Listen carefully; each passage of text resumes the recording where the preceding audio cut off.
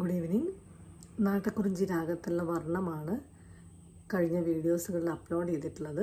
നാട്ടക്കുറിഞ്ചി രാഗത്തിൻ്റെ പ്രത്യേകത 28ാമത് മേളകർത്താ രാഗമായ ഹരികാംബോജിയിൽ ജന്യമാണ് ഈ രാഗം.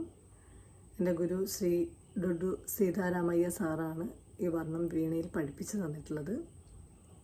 വീണയിൽ ഇതിൻ്റെ പ്രത്യേകത, ഇതിൻ്റെ ആരോഹണ അവരോഹണ നോട്ട്സ് വരുന്നത് ഷഡ്ജം, ചതുശ്രുതി ഋഷഭം, അന്തരഗാന്ധാരം, ശുദ്ധമധ്യമം, പഞ്ചമം, ചതുശ്രുതി ദൈവതം, കൈശികി നിഷാദം.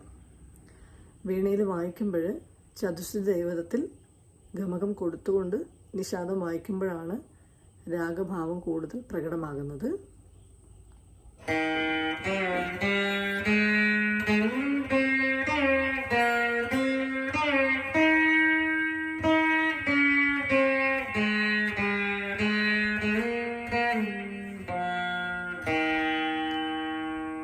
ഇങ്ങനെയാണ് ഇതിൻ്റെ ആരോഹണം അവരോഹണം വരുന്നത്.